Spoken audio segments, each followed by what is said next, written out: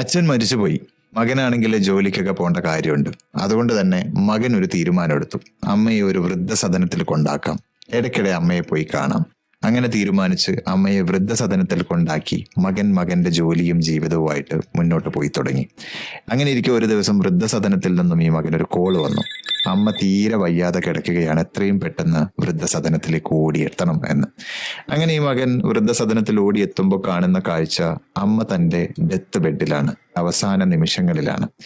അമ്മയോട് മകൻ ചോദിച്ചു, അമ്മേ, എന്താണ് അമ്മയ്ക്ക് വേണ്ടി ഞാൻ ചെയ്തു തരേണ്ടത്? എനിക്ക് എന്താണ് ചെയ്യാൻ പറ്റുക? അപ്പൊ അമ്മ പറഞ്ഞു, മോനെ, ഈ വൃദ്ധസദനത്തിലെ ഫാനുകൾ ഒന്നും തന്നെ വർക്ക് ചെയ്യുന്നില്ല.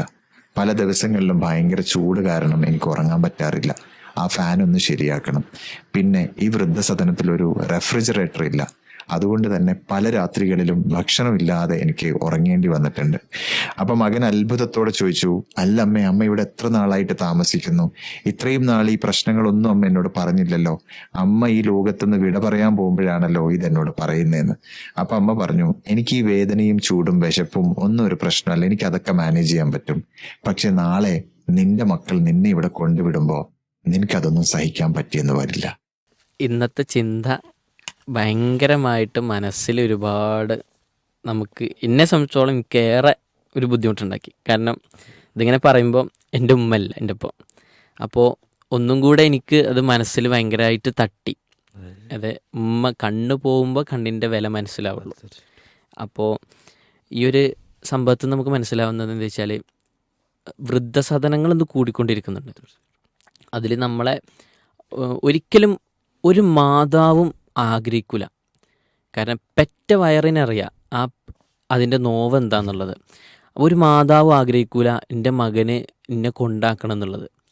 പക്ഷേ അത് കൊണ്ടാക്കണ സമയത്തും ചിലപ്പം ആ മാതാവ് പറയണമെന്നില്ല, എന്നെ കൊണ്ടാക്കരുത് എന്ന് ചിലപ്പോൾ പറയണമെന്നില്ല. കാരണം അതൊരു എൻ്റെ മകന് ചിലപ്പോൾ ഞാനൊരു ഭാരമായി മാറിക്കൊണ്ടായിരിക്കാം എന്നെ കൊണ്ടാക്കണമെന്ന് ചിന്തിക്കുള്ളൂ. പക്ഷേ ഈ ഒരു വോയിസിൽ പറയുന്നത്, ആ അമ്മ പിന്നീട് പറയാണ്, ഇവിടേക്ക് ഫാനും റെഫ്രിജറേറ്ററും വേണം. അപ്പോൾ എന്തേ മകൻ ചോദിക്കുകയാണ്, എന്താ ഇത്ര കാലങ്ങൾ എന്നോട് പറയാതെന്ന്. അപ്പം നിൻ്റെ മകന് നിന്നെ ഇവിടെ കൊണ്ടാക്കുന്ന സമയത്ത് നിനക്കൊരു പ്രയാസം ഉണ്ടാവാൻ പാടില്ല. അപ്പോഴും നിങ്ങൾ ആലോചിച്ച് നോക്കി, അപ്പോഴും ഒരു മകനെ കെയറിങ് ചെയ്യാനാണ് അമ്മ നോക്കുന്നത്. ഇതൊക്കെ ഭയങ്കരമായിട്ട് നമുക്ക് ഒരുപാട് ചിന്ത കൊണ്ടുവരേണ്ട സാധനമാണ്. അതായത് ഒരു മലയാളത്തിലെ സാഹിത്യകാരൻ കടമ്പനിട്ട രാമചന്ദ്രൻ പിള്ള, അദ്ദേഹം പറഞ്ഞൊരു വാക്കുന്നുണ്ട്, നാം ഓർക്കുക നാം എങ്ങനെ നാം ആയെന്ന്. തീർച്ചയായിട്ടും വല്ലാത്തൊരു വാചകമാണ്.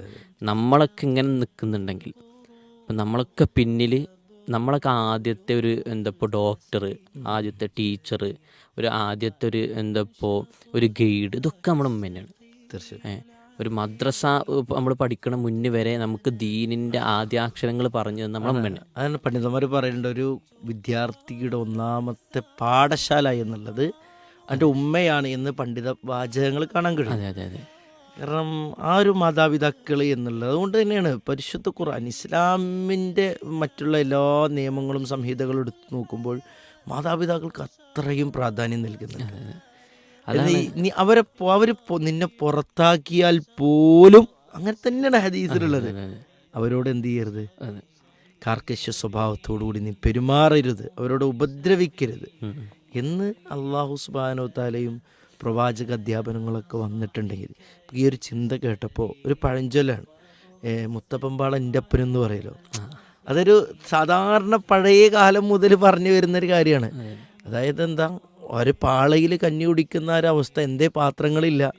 അപ്പോൾ ആ പാള ഒരു കുട്ടി എടുത്തേക്കുമ്പോൾ മുത്തപ്പൻ എന്താണോ കൊടുത്തത് അത് തന്നെയാണ് എൻ്റെ വാപ്പാക്കുള്ളതും. ആ ഈ ഒരു ചിന്തയിൽ നിന്ന് ഇതും കൂടി കിട്ടുന്നുണ്ട് എന്നുള്ളതാണ്.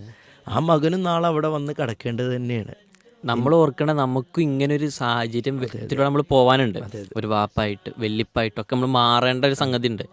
അപ്പം നമ്മൾ ഈ സാഹചര്യത്തിൽ പോകുന്ന സമയത്ത് നമ്മളെ മാതാപിതാക്കളെ എങ്ങനെയാണോ കെയർ ചെയ്തത്, അതുപോലെ നമ്മളെ മക്കൾ കാണുന്നുണ്ടത്, മക്കൾ തിരിച്ചു തരുന്നത് തന്നെയാണ്, ഒരു സംശയവുമില്ല. അപ്പം നമ്മൾ ഭയങ്കരമായിട്ട് ശ്രദ്ധിക്കേണ്ട ഒരു വിഷയമാണ്. എൻ്റെ ഉമ്മ, ഞാനിപ്പോൾ എവിടേക്ക് യാത്രയിൽ എൻ്റെ വീട്ടിൽ കാത്തിരിക്കുന്നുണ്ട്. നമ്മുടെ ഭാര്യയെക്കാളും, തീർച്ചയായിട്ടും ഭാര്യയെക്കാളും നമ്മുടെ ഉമ്മാക്ക് എന്ന് പറഞ്ഞത് നമ്മൾ വലിയൊരു സംഭവമാണ്.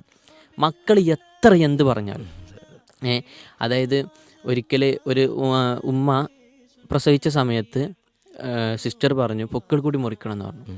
അപ്പോൾ ഉമ്മ പറയും എൻ്റെ കുട്ടിക്ക് വേദനിക്കുമെന്ന് ചോദിച്ചു. എൻ്റെ കുട്ടിക്ക് വേദനിക്കുമെന്ന്. അപ്പം അതാണ് ഉമ്മ, അതാണ് ഒരു മാതാവ് എന്ന് പറഞ്ഞത്. അതായത് നമ്മുടെ ഉമ്മമാരുടെ പ്രയാസങ്ങൾ ഒന്നും കൂടി നമുക്ക് മനസ്സിലാവുക നമ്മൾ വിവാഹം കഴിച്ചതിന് ശേഷമാണ്. അതെ, തീർച്ചയായിട്ടും അവരുടെ ആ ഒരു പ്രഗ്നൻസി പീരീഡും ആ ഒരു ഡെലിവറി സമയവും ഒക്കെ നമുക്കത് ശരിക്കും ഇങ്ങോട്ട് നമ്മളായിരിക്കും ഏറ്റവും കൂടുതൽ പ്രയാസപ്പെടുന്നുണ്ടാവുക. ഭാര്യമാർ ശാരീരിക വേദനകൾ അനുഭവിക്കുന്നതോടൊപ്പം തന്നെ മാനസികമായ ഒരുപാട് വെല്ലുവിളികളുണ്ടാവും.